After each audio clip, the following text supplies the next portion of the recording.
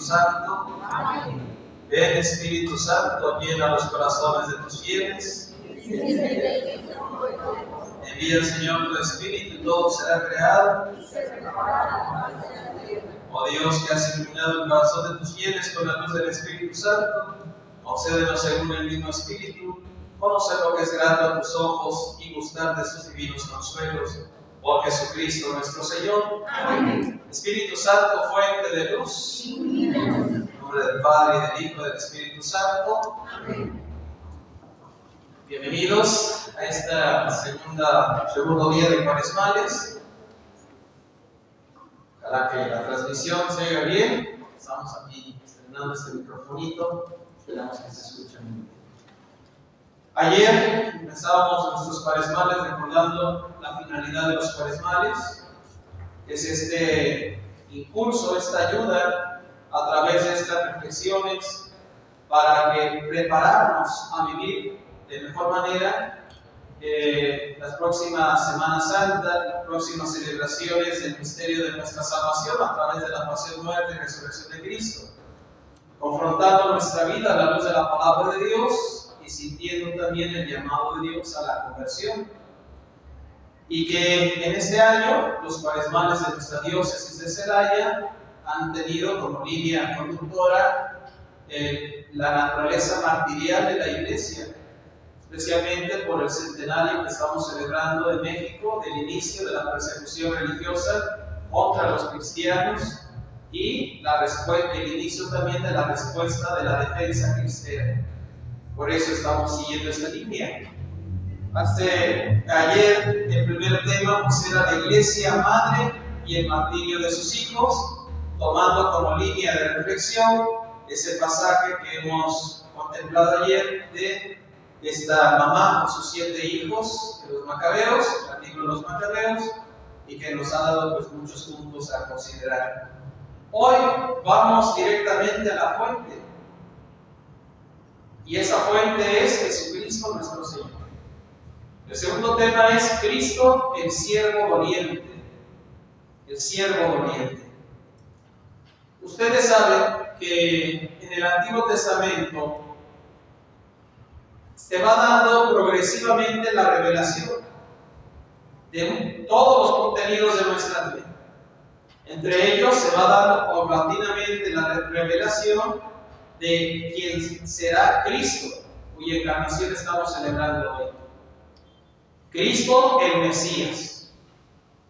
Dios promete a su pueblo y a través de su pueblo a la humanidad entera un Salvador. Y este Mesías tiene diversos rasgos, diversas características. Mesías rey, Mesías sacerdote, Mesías profeta, Mesías pastor. Y se le llama Mesías, que se traduce en español como ungido, que en griego se dice, ¿cómo se dice ungido en griego? Como que no sabe griego. Si esa palabra la decimos todos los días. ¿Cómo se dice ungido en griego? Cristo. Cristo, hermanos, Cristo. No sabemos a veces ni lo fundamental. Cristo significa ungido. Y en arameo hebreo se dice Mesías, que significa ungido. Y en griego, Cristo. Y en español, ungido. Por eso también Santo Crisma, por eso también los cristianos, por eso los llamamos los ungidos del Señor. Pues se le llamaba Mesías en el Antiguo Testamento al rey, se le llamaba Mesías en el Antiguo Testamento al sacerdote, se le llamaba Mesías al profeta. ¿Por qué? Porque eran elegidos por Dios y esa elección se reflejaba, se manifestaba, se concretaba a través de la unción con el santo óleo, con el óleo, el aceite de los olivos. Entonces, del aceite de ese fruto, ¿no? Del árbol de los olivos. Por eso se llama ungido. Pues Jesucristo, nosotros sabemos que el Mesías es Jesucristo. Por eso Jesucristo es Rey, Jesucristo es profeta y más que cualquier profeta. Jesucristo es sacerdote eterno. Todo el sacerdocio del Antiguo Testamento no era más que una sombra, un anuncio, un anticipo del verdadero sacerdocio de Cristo, el verdadero sacerdote, el único sacerdote. Pero hay otra imagen del Mesías que quedó en cierta manera relegada, olvidada, pero que después fue la que destacó mucho más Jesucristo. Jesucristo reconoce que es rey. Jesucristo reconoce que es el pastor. Recuerda que él mismo dice, ¿no?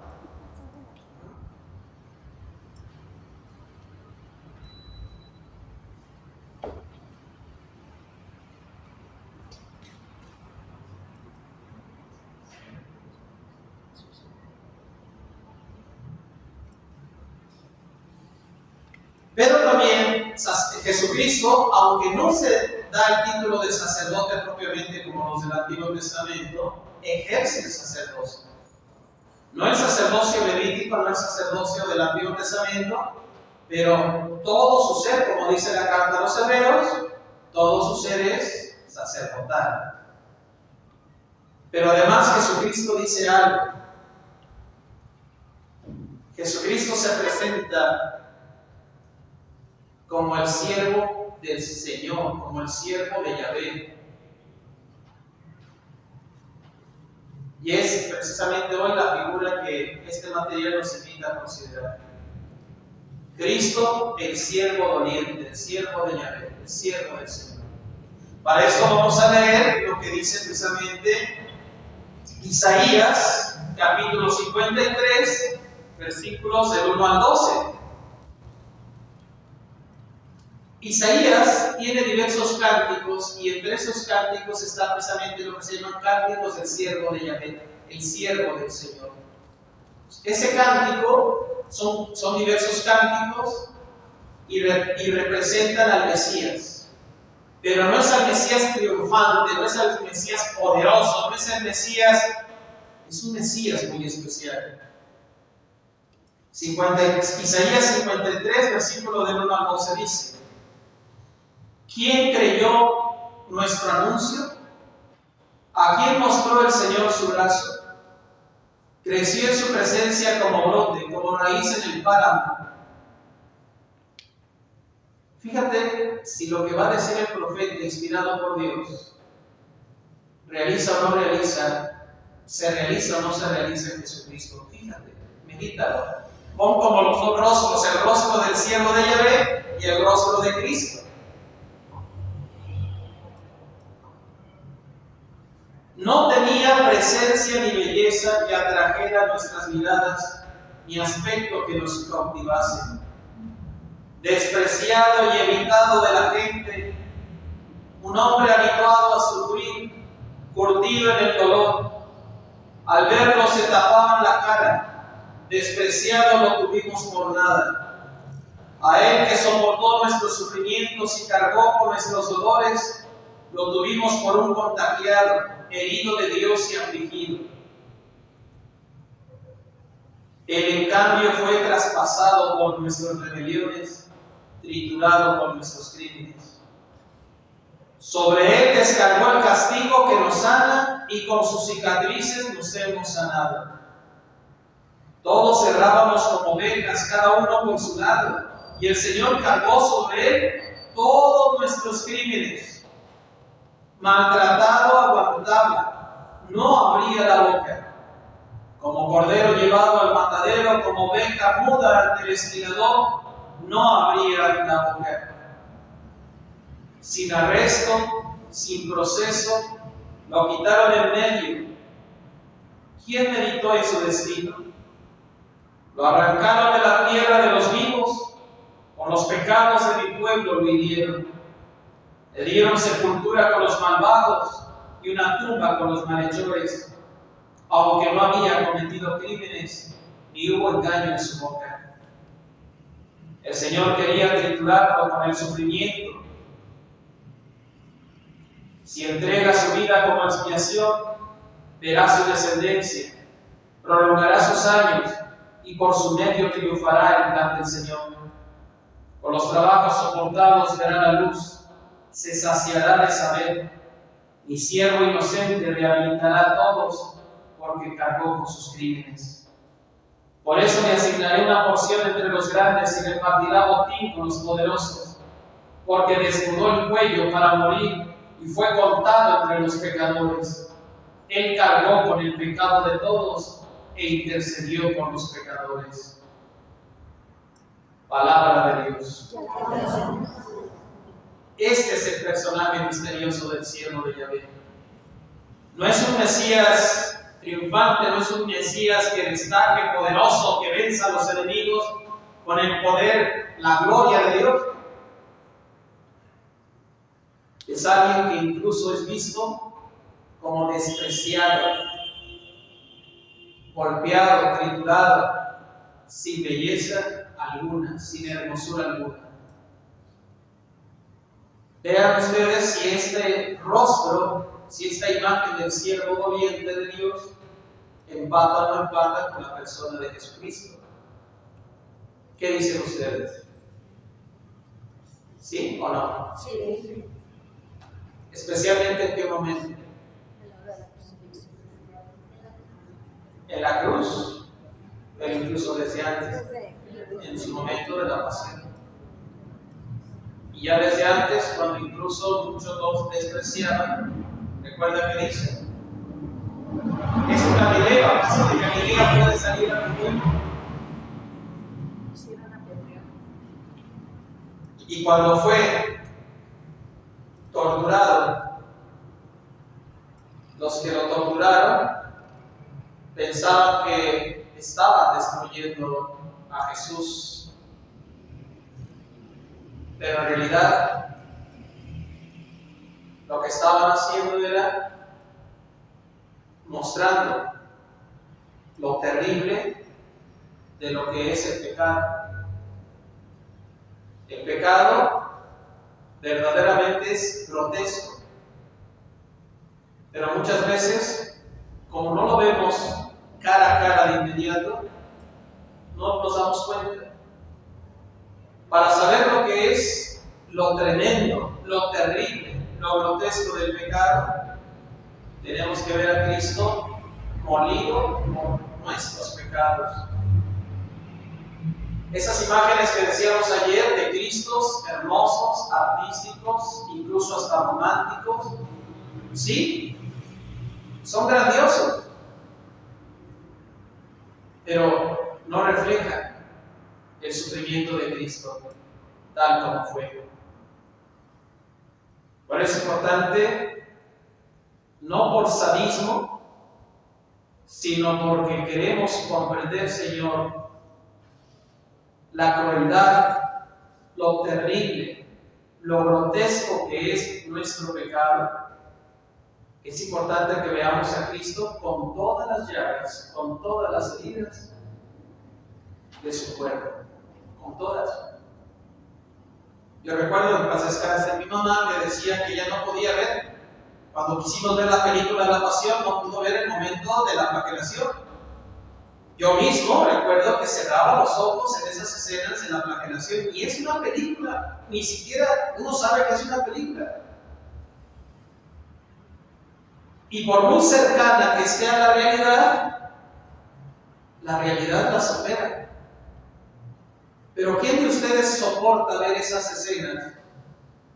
Primero de las varas, golpeando esa carne divina, hermosa, delicada de nuestro Señor. Ver cada varazo marcado en esa piel de nuestro Señor.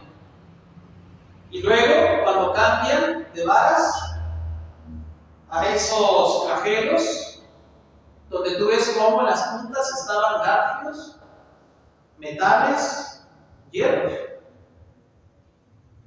Y te acordarás en una escena muy concreta, donde uno de esos ganchos se atora en el costado de Cristo. ¿Y qué hace el soldado para desatorarlo? Lo jala y lo arranca. Y ves cómo se arranca su divina piel. ¿Quién de nosotros puede aguantar eso? ¿Quién de nosotros puede soportar tanto dolor y tanto tormento? Si nosotros, al ver a Jesús así, cerrábamos los ojos, volteábamos la cara. Pero es necesario que levantemos la mirada y lo contemplemos, azotado, golpeado, triturado. Porque como decíamos ayer, cada golpe, cada moretón, cada herida, era lo que tú y yo merecemos por nuestros pecados. Pero Él en su misericordia quiso tomar nuestro lugar para devolvernos la gracia divina por ese sacrificio de amor. Eso es lo que sucede en Cristo. ¿Y dónde se inventa uno eso? ¿Por qué sale uno diciendo que Cristo es el siervo doliente? El mismo evangelista San Mateo, en el capítulo 12, versículos del 17 al 21, lo dice. Recuerda que cada evangelista tiene una cierta finalidad a la hora de seleccionar y expresar los evangelios. Pues Mateo tiene una finalidad muy concreta, que es decirle a los judíos y a los que se hacen cristianos procedentes del judaísmo que en Cristo se cumplen todas las promesas del Antiguo Testamento. Por eso tú verás, no es el único, pero sí de manera acentuada, de manera fuerte, Mateo insiste desde el inicio: esto sucedió para que se cumpliera, esto sucedió cumpliéndose lo que se anunció, esto fue por esto. Pues fíjate lo que dice Mateo en este capítulo 12, versículos 17 al 21. Así se cumplió lo anunciado por el profeta Isaías: este es mi siervo a quien elegí, mi amado en quien me complazco. Derramaré mi espíritu sobre él y anunciaré el derecho a las naciones. No discutirá, no gritará, no se oirá en las plazas su voz, no romperá la caña resquebrajada, ni apagará la mecha que apenas arde, hasta que haga triunfar la justicia. En él pondrán las naciones su esperanza. Palabra del Señor. Jesucristo es el siervo de Yahvé. Ahora nosotros vemos a Jesús y lo que sufrió en su pasión desde la fortaleza de la resurrección. Y podemos comprender, ayudados por el Espíritu Santo y por los evangelistas y los apóstoles, podemos comprender todo lo que ha sucedido. Pero te imaginas los que estaban en ese momento antes de la resurrección. Por eso entiendes por qué los apóstoles se confundieron, por qué los apóstoles perdieron la esperanza, por qué los apóstoles se les olvidó todo lo que Jesús les había anunciado sobre su resurrección. El espectáculo de la pasión de Cristo y de su muerte, de su asesinato en la cruz, fue tan duro y grotesco que apagó la esperanza de los apóstoles en gran medida. Y sin embargo, cada azote, cada golpe, cada herida, cada sufrimiento de nuestro Señor era un acto de amor infinito de Jesús al Padre y de Jesús hacia nosotros, como ayer lo meditamos. Y ese es el primer punto de esta reflexión. Jesucristo es siervo doliente y a través de sus sufrimientos asume todo el sufrimiento humano y le da nuevo sentido. Pero también Jesucristo, a través de su sufrimiento, precisamente por ser un acto de amor infinito al Padre y a nosotros, nos alcanza el perdón. Todo lo grotesco, todo lo feo, todo lo terrible del pecado se refleja incluso físicamente, visiblemente en Cristo, para que no se nos olvide lo que hemos costado a Dios. Por eso San Pablo dirá: hemos sido rescatados a un gran precio. ¿Cuál es el precio? La sangre de nuestro Señor Jesucristo. Pero no solo es la sangre física, sino lo que significa, lo que realiza esa sangre derramada por nosotros. Y nuevamente te lo digo, esto solo lo comprenderás verdaderamente con la ayuda de la gracia si te das tiempo para meditarlo. Si no lo meditas, si no lo contemplas, nunca te harás cargo de lo que significa. Nunca. Te quedarás en la superficie. Nosotros debemos comprender lo que significa la pasión de Cristo y su muerte en la cruz, porque es por nosotros y para nosotros. Por nosotros, ¿por qué? Porque era lo que tú y yo merecíamos. Por nosotros, porque en esos jefes judíos, porque en esos soldados, estábamos nosotros también. Y cada vez que nosotros pecamos, cada vez que nosotros cometemos un pecado, estamos siendo ese jefe judío, estamos siendo ese soldado, estamos siendo ese verdugo de Cristo. Por eso no podemos decir, los que lo asesinaron son culpables. No, los que lo asesinaron son culpables y tú y yo lo asesinamos, tú y yo. Porque subió a la cruz por nuestros pecados, no solo por los pecados de ellos, por nuestros pecados. De ahí surge nuestro arrepentimiento y de ahí surge también nuestra acción de gracias y de ahí surge nuestro deseo de conversión. Pero es importante que contemplemos ese momento tan duro y tan bueno, que no nos dejemos llevar simplemente por la rutina, que no nos quedemos en la superficie. Cada dolor de Cristo, cada sufrimiento de Cristo es un acto de amor infinito. Es como si Cristo le gritara al Padre en cada golpe, en cada dolor, en cada sufrimiento: perdónanos, Padre, perdónanos, Padre, perdónanos, Padre. Y no se nos olvide que el amor realizado en Cristo, por Cristo, es el amor del Padre hacia nosotros. Recuerda que si nos conmueve el amor que se manifiesta en la pasión de Cristo, nos conmueve el amor de Cristo. En cierta medida, más nos debería conmover contemplar que ese amor que Cristo nos manifiesta es el amor del Padre por nosotros. Ese es un grado más profundo de contemplación. Si nos conmueve ver a Cristo, que en su amor sufre y muere por nosotros, si llegáramos a contemplar con la gracia de Dios el corazón del Padre en ese momento, por decirlo así,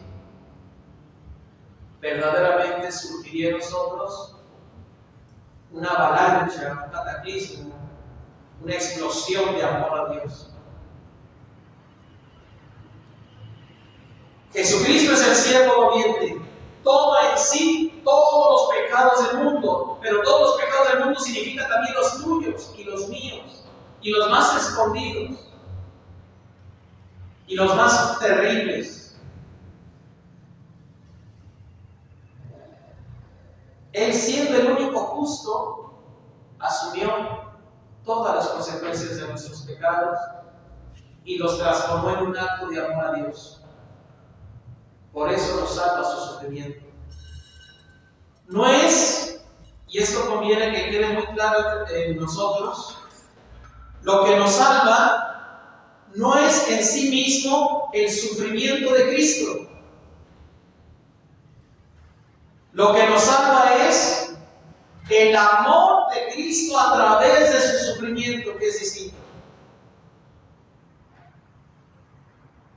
Y eso es clave para nosotros como cristianos, como discípulos de Cristo. No es lo que sufrimos, sino lo que amamos. ¿Cuánto amamos a través del sufrimiento? Por eso, y aquí hay otro aspecto de contemplación que hacen los santos, entre ellos San Juan de Ávila, en uno de sus escritos sacerdotales, dice: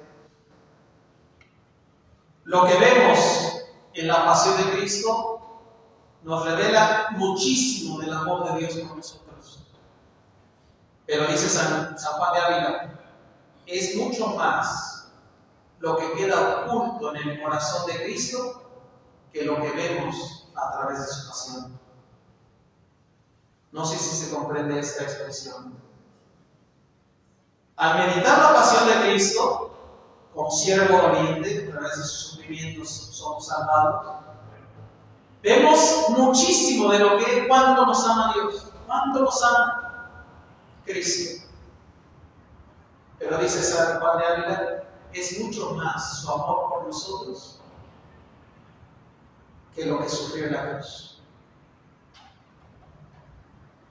Lo que sufrió en la cruz es terrible y es muchísimo, pero solo pudo sufrir lo que su naturaleza humana pudo sufrir. Pero su corazón, que es también divino, ama mucho más de lo que incluso pudo sufrir. Por eso, imagínate, si realmente meditáramos esto y contempláramos esto, ¿cómo no cambiaría nuestra vida hacia el Señor? ¿Cómo no cambiaría nuestra conciencia de ser cristianos? Pero otra vez, recuerda lo que ya decíamos ayer, solo esto lo comprendemos, sí, siendo contemplativos, pero entendiéndolo y experimentándolo y aceptándolo, como dice San Pablo, Cristo me amó y se entregó por mí, por ti. Ahí es donde toda nuestra vida verdaderamente encuentra el gozo del amor divino. Entonces, primer punto, Jesucristo es el siervo doliente, el que encarna en su vida estas profecías del siervo de Yahvé que anuncia el profeta Isaías. Meditémoslo. Pero recuerda, ¿por qué los sufrimientos de Cristo nos salvan? Porque sus sufrimientos fueron aceptados libremente por Jesús en nombre de todos nosotros, porque comparte nuestra naturaleza, y en acto de amor al Padre, como ofrenda de amor al Padre. Por eso su sufrimiento nos salva, porque es acto de amor y porque lo ofrece por nuestra salvación. Porque es acto de amor. Si no fuera un acto de amor, ¿cuántos nos sufren? Pero su sufrimiento no es salvador, no es salvífico. ¿Recuerda la cruz? En la cruz, ¿cuántos estaban en el Calvario crucificados? 3. Pero solo 2 vivían en la cruz de una manera redentora, salvadora. Según los nombres de la tradición, ¿quiénes eran los otros 2? Dimas y Gestas, los ladrones. Uno sufre igual que el otro, pero solo uno sufre aceptándolo como castigo de sus propios pecados, uniéndose a Cristo. El otro sufre, pero no sufre de la misma manera, sufre renegando. Por eso no es el sufrimiento en sí mismo lo que salva, es ese sufrimiento realizado como un acto de amor. Eso es lo primero, acto de amor. ¿Amor a quién? Al Padre. Primero es al Padre. Y un acto de amor, precisamente el acto de amor al Padre, un acto de amor a nosotros, los hombres. Un acto de amor. Y amor con todas las características del corazón de Cristo. Pero además es un acto de amor ofrecido por nuestra salvación. Por eso se habla de redención. Redimir significa liberar pagando un precio de rescate. Eso significa redención. Liberar pagando un precio de rescate. ¿Cuál es el pago? Señor, yo asumo todo el sufrimiento, todo el castigo, todo lo terrible de las consecuencias del pecado y lo transformo en un acto de amor a ti. La sangre derramada de Cristo, por eso es un valor infinito y eterno, porque es la sangre del Hijo de Dios derramada por amor al Padre, por amor a nosotros y en precio de rescate por nosotros. Por eso nos salva. Segundo punto de meditación. Nosotros somos cristianos. Y eso significa, ya recuerda lo que meditábamos ayer, que somos discípulos de Cristo. No solamente si escuchamos un mensaje, una doctrina, compartimos la misma vida de Cristo, asumimos el destino de Cristo, nos adherimos a la persona de Cristo, decía el Papa San Juan Pablo II. Nosotros somos discípulos de Cristo. Precisamente por nuestra configuración con Cristo, nuestro sufrimiento puede también tener las características del sufrimiento de Cristo. Es decir, ser o tener un valor salvífico.